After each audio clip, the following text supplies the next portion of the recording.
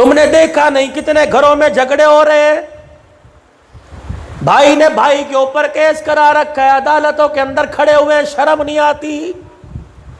बाप की हलाल कमाई वकीलों के धाने में उतार रहे हो,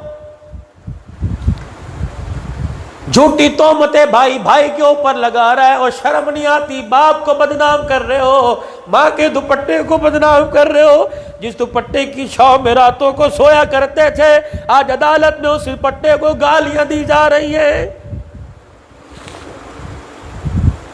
क्या मिला? फाड़ दिलों में पड़ गए, मकान में दीवारें खड़ी हो गई, एक दूसरे का चेहरा देखने को तैयार कोई नहीं। बरादरी मनाने आई, कहते मर जावांगा पराधा मुंह नहीं देखना। लानत ऐसी कमाई पर, लानत ऐसे बंटवारे पर, लानत ऐसी जमील पर। और जमील भाई को भाई से जुदा कर दे, खुदाए पाक की कसम उसे अपने घर के कोने में जगह न दो। आने वाले वक्त में ये जमील औलाद के तमाचे बाप के मुंह पे मरवाएगी। खुदा के वास्ते हाथ जोड़ के जा रहा हूं, प्यार मोहब्बत के फूल फैलाओ, प्यार मोहब्बत के फूल बखेरो, नफरतों की आग बुझा दो। 4 मरले उससे ज्यादा चले गए, 4 इसे कम मिल गए, क्या बना? ओ लोगों, कब्र के 4 फुट नीचे जमीन के अंदर तो जगह सबको बराबर मिलेगी। किसी को 5 फीट मिली, किसी को 6 फीट मिली। इस बड़े मकान का क्या करना? ओ लोगों, कब्र में सख्त जगह मिले, थोड़ी जगह मिले, छोटी झोपड़ी में रह, अपने भाई को ज्यादा दे दे। कसम उठा के कहता हूं, अल्लाह तुझे मकान से बड़ी राहत वाली कब्र अता फरमाएगा।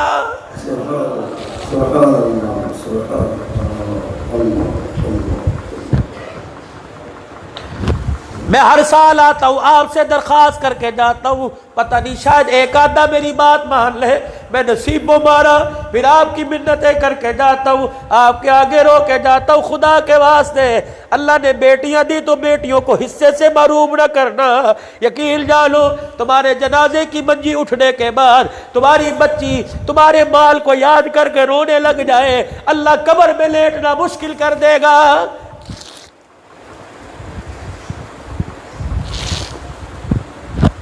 जब अल्लाह ने बच्चियों का हिस्सा रखा तो मैं आप छीनने वाले कौन होते? और कुरान की बात कर रहा हूं, पूरी जायदाद में से 2 हिस्से बेटे को दो, 1 हिस्सा बेटी को दो। तुम क्यों नहीं देते? बेटियों को ना देने से तुम्हें क्या मिलता है? मैं ईमानदारी से बतलाऊं, तुम मर के देख लो, तुम्हें बेटे इतने याद नहीं करेंगे जितनी बेटियां याद करेंगी। अपने खाविद से कहेगी मुझे 500 रुपया दे दे, मेरे गर्मी का जोड़ा नहीं बनाना, मेरे अब्बे का खत्म दिलवाना है। वो कहता है तेरे बाप ने तुझे कुछ दिया, का उसका मामला उसके साथ है, लेकिन तू मेरे बाप को कुछ ना कहे। मैं मेरा बाप, मुझे रातों को याद आता है, रातों को मेरे बाप की याद मुझे सोने नहीं देती। और खुदा के वास्ते लोगों, बच्चियों को हिस्सा दो। रब्बे कायनात की कसम है, तुम बच्चियों को हिस्सा ना देके अपने घर के दरवाजे उनके लिए बंद करके चले जाते हो। आने वाले वक्तों में अगर जवान में माल की गुरूरी आ गई, जमीन के बंटवारे की गुरूरी आ गई, तो सगा भाई बहन को बाप के दरवाजे पर बर्दाश्त नहीं करता है।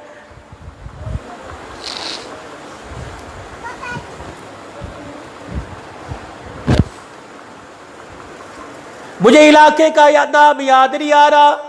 सक्कर अल्हम्दुलिल्लाह भी मैं 7-8 तारीख को जा रहा हूँ, फिर 14, 15, 16, 17, 18 को सुबह सिद्ध का दौर है। 5-6 शहरों में जाऊंगा। मैं बाकायदा तस्दीक करने के लिए उस इलाके के करीब गया, वहाँ के उलमा से मैंने तस्दीक की। घोटकी के करीब इलाका है और तुम नेट पे देखते आते हो। एक आदमी के 25 मुरब्बे थे, 5 बेटे और 1 बेटी। उसने 5-5 मुरब्बे सब में दे दिए। बेटी बैठी थी, अल्लाहु अकबर, 25 मुरब्बों में से बेटी को कुछ ना दिया। बेटे मुस्कुराने लगे और बेटी रो के बाप को दुआएं देने लगी। अल्लाह जैसे बाप ने तकसीम कर दी, मैं राजी, तू भी राजी हो जा। कुछ अरसे के बाद अब्बा जाल का इंतकाल हो गया। और लोगों जब जनाजा उठा उठाने लगे। एक आदमी आ गया, कहने लगा ये कागज है, मरने वाले ने मेरा पता नहीं 16 या 20 लाख रुपया देना है, जब तक कोई इसकी जिम्मेदारी कबूल नहीं करेगा और लोगों मैं जनाजा उठाने के देने के लिए तैयार नहीं, जनाजा कोई उठा नहीं सकता। मौलवी साहब कहने लगे, इलाके के लोग कहने लगे, हाँ अभी यह कौन है, 5 बच्चों में से कौन जिम्मेदारी कबूल करेगा, एक दूसरे को कौन ही मारते रहे। कहने लगे तू कर, वो कहने लगा तू कर, तुझे भी तो 5 मुरब्बे मिले, 5 मुरब्बों में से 5 बच्चों में से 25 मुरब्बों में से कोई भी बाप का कर्जा उतारने को तैयार नहीं। जनाजा पड़ा हुआ, लोग कह रहे जनाजा पढ़ाने दे, कहने लगे नहीं जनाजा पढ़ाने नहीं दिया जाएगा। एक आदमी जनाजगाह से निकला, जिस घर से जनाजा उठा था, दरवाजे पे जाके कहने लगा कोई मरने वाले का वारिस हो तो बताए। बच्ची रोती हुई आई, कहने लगी क्या बात है, कि तू वारिस है, कि नहीं मेरे समेत 5 बार भी भाई वारिस है, कि जनाजगाह में कोई वारिस बनने को तैयार नहीं। मरने वाला किसी का मकरूज होके मरा, जिसका मकरूज होके मरा उसने जनाजे की चरपाई को रोक लिया, जब तक मेरा कर्जा नहीं देगा मैं जनाजा पढ़ाने नहीं दूंगा। रब्बे कायनात की कसम है, वहां के मौलवी साहब ने मुझे बतलाया, वो बच्ची नंगे पैर बुर्का पहन के जनाजगाह में आ गई और कहने लगी मौलवी साहब मुझे अपने बाप का चेहरा देखने दो। जनाजगाह में आई, अपने बाप के चेहरे से कफन हटाया, माथा चूमा, अपने बाप का सर हाथों में लेके कहने लगी अब्बा मैं हूं ना, मैं अपने जिस्म के टुकड़े बेच दूंगी लेकिन तेरा जनाजा कोई नहीं रोक सकता। फिर कहने लगी कहाँ है जिसने मेरे बाप से कर्जा लेना है। वो आदमी कहने लगा मैं का जनाजगाह से बाहर आ जा। अल्लाह अकबर, दुनिया देख रही है, इसके हाथ में कोई बैग नहीं, इसके हाथ खाली है। उसने अपने सीने से परस निकाला, उसमें से एक चाबी निकाली, कहने लगी ये मेरे मकान की चाबी है, फलानी जगह मकान है, जा तुझे इजाजत देता हूँ, इजाजत देती हूँ, सौदा करवा ले, बोली लगवा ले, जितने पैसे आए मेरे बाप के कर्जे में ले ले, खुदा के वास्ते मेरे बाप का जनाजा पढ़ाने दे। कर्जा लेने वाला धाड़े मार मार के रोने लग गया, कहने लगा अल्लाह की कसम मैंने कर्जा ले लेना नहीं बल्कि कर्जा देना है। मरने वाले का मैं मकरूज हूँ, इससे मैंने उधार लिया था, देने के लिए आया, इसका इंतकाल हो गया, मुझे कोई वारिस नजर न आया, कोई मुरब्बे का वारिस नजर आया, कोई मकान कोई हवेली और ताक का वारिस नजर आया, कोई जरी अलाक का वारिस नजर आया, कोई गाड़ी का वारिस नजर आया। मैं समझा इसका वारिस है ही कोई नहीं। जब तू अपने बाप की मैयत के लिए जिस्म के टुकड़े बेचने को तैयार हो गई, मैं समझ गया तू इसकी वारिस है। ले अपने बाप का कर्जा ले ले और अल्लाह के वास्ते अपने बाप की तरफ से मुझे माफ कर दे। अब भी मेरे अजीजों, जिन घरों से माँ बाप के जनाजे उठ गए, जाओ उन घरों में तुम्हें कोई धीरानी नजर आ जाए, कोई ब्याही नजर आ जाए, कोई जवाल कवारी नजर आ जाए, उससे पूछो अब्बा कहाँ है, वो जुबान से नहीं बताएगी बल्कि आंसुओं से फूलों की माला बरसा के बताएगी इस घर से प्यार देने वाला रुखसत हो गया। ताने देने वाले नजर आते हैं, मुझे बोझ समझने वाले नजर आते हैं।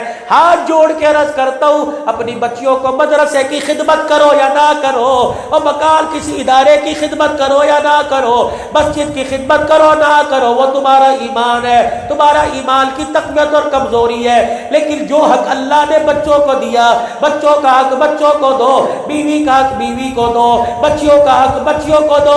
रब्बे कायनात की कसम है, अगर कब्र में सुकून से लेटना चाहते हो तो मौत से पहले हकदार का हक अदा करके चले जाओ।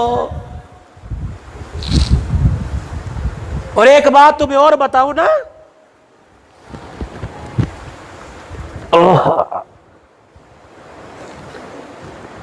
जनाजगाह में जनाजा पढ़ने के बाद ऐलान होता है ना जी, मरने वाले दी कुल खानी कल सुबह 8 बजे मस्जिद होगी, फिर वो देगे धड़ाधड़ पक रही है, कुल खानी करो, रज के करो। मैं यहां पता है रायविड़ का इज्तिमा होता है, आप हजरात जाते भी हो। रायविड़ के इज्तिमा में मैं मुरब्बी मेरे शेख हाजी नामुल हसन साहब रहमतुल्लाह अलैह तशरीफ लाया करते थे। उनकी वफात के बाद मौलाना जुबैरुल हसन साहब रहमतुल्लाह अलैह, फिर उनके बाद मौलाना इजहारुल हसन साहब, ये हजरात रायवीर से दुआ के लिए आते थे। हाजी नामुल हसन रहमतुल्लाह अलैह के बारे में मौलाना मोहम्मद अहमद लाड साहब मगरिब की नमाज के बाद जिनका बयान होता है, फरमाने लगे हजरत जी के साथी थे कुरैशी साहब, मौलाना मोहम्मद यूसुफ साहब, हाजी नामुल हसन साहब रहमतुल्लाह अलैह और हजरत कुरैशी साहब, ये तीन इतने करीबी दोस्त थे, मौत तक की पहचान ही ना सके, सगे भाई हैं, दोस्त हैं। हज का सफर था, बरास्ता पाकिस्तान कराची से बहरी जहाज में जाना था। हजरत कुरैशी साहब का इंतकाल हो चुका। मौलाना यूसुफ साहब, मौलाना अहमद साहब और मौलाना इनामुल हसन साहब फरमाने लगे हज के सफर पर चले तो हजरत कुरैशी का मकान रास्ते में आया। हजरत कुरैशी के मकान में ठहरे, दिन के वक़्त गए, दस्तरखान लगा। हाजी इनामुल हसन रहमतुल्लाह अलैह ने न पानी पिया, न रोटी खाई, न शाम की चाय पी, न रात का खाना खाया, न रात को दूध पिया, न सुबह तहज्जुद के वक़्त कहवा पिया, न सुबह नाश्ता किया। 24 घंटे गुजर गए, हजरत जी ने अपने हलक में पानी का घूंट न उतारा। हम सारे कहते रहे हजरत ज़ौफ़ कमजोरी आ जाएगी, कुछ खा लो पी लो। फरमाया अल्हम्दुलिल्लाह। जब घर से बाहर निकले, गाड़ी में बैठे तो मौलाना यूसुफ साहब रहमतुल्लाह अलैह को तशवीश लाहिक हुई, हजरत जी आपने ना खाया ना पिया, क्या बात है? हालांकि आपसे इनके घर से आपका सगो जैसा रिश्ता है। फरमाने लगे भाई मैं जब इस घर में आया तो हजरत कुरैशी के इंतकाल के बाद मुझे पता लगा अभी तक इनकी हजरत कुरैशी की विरासत इनके बच्चों में तकसीम नहीं हुई, तो इनके घर का खाना मैंने अपने ऊपर हराम समझ लिया कि बच्चों का पैसा है, अभी हकदारों के पास हक नहीं गया, इनामुल हसन कैसे खा सकता है? और लोगों कुल खानी कराओ, चाचा पकावे देंगे, भाई पकाए देंगे, मामू पकाए देंगे, मरने वाले के छोटे छोटे बच्चों के माल से मत पकाओ कि मैं चाचा दा वारिस हाँ। केड़ा चाचा वारिस बनता है, केड़ा मामा वारिस बनता है? नहीं, जनाजा पढ़ा हो, मौलवी याकूब साहब तस्दीक करना, जनाजा पढ़ा हो, पहले पूछा जाए मरने वाला बीवी का हक महर अदा करके गया था कि नहीं, उसकी विरासत में से बीवी का हक महर अदा करो, मरने वाले का कर्जा अदा करो अगर उसके जिम्मे कर्जा है, उसके बाद जितने बच्चे बच्चियां हैं उसमें विरासत तकसीम करो, उसके बाद जनाजा उठाओ, वरना जनाजा भी उठाने की इजाजत नहीं है मेरे पास। मजाक ना बनाओ शरीयत का, अल्लाह के दीन का मजाक। मुसीबत यह हम उलमाए कराम के करीब लगते कोई नहीं, हम उलमाए कराम से पूछते कोई नहीं। मेरा बाप मरा, मेरे बाप का भाई कुल खानी करे, मेरी अम्मा फौत हुई, मेरी अम्मा का भाई कुल खानी करे, वो 10 देगे पकाए। इन यतीमों के पैसों से जिनके आंखों से अभी आंसू खुश्क नहीं हुए, जो सर पे हाथ रख रख के माँ के आगे बैठ के रोती है और माँ कहती है ये खा ले, कहती अम्मी जब तक अब्बू का चेहरा नहीं देखना रोटी कोई नहीं खानी, इनका पैसा खाते हो?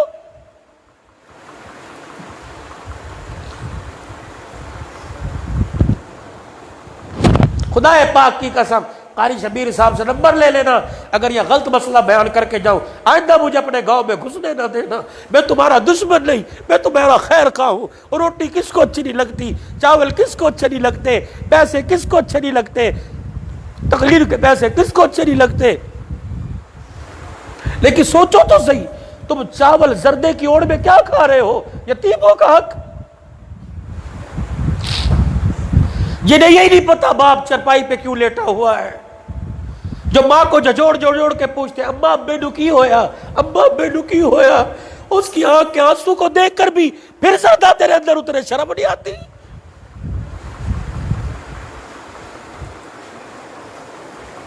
बस मेरे अंदर हिम्मत नहीं, मैंने कल जुमा पढ़ाना है। बस दोस्तों तन्हाई में बैठ के थोड़ा सा गौर कर लिया करो। हमारे यहाँ खानकाही निज़ाम में इसे मुराकबा बोलते हैं। तन्हाई में बैठ के अपने गुनाहों पे नजर डालो, अपनी आखिरत को देखो कि अल्लाह और उसके हबीब से कितने दूर है और दुनिया ने कितने हमें शिकंजों में गाड़ रखा है।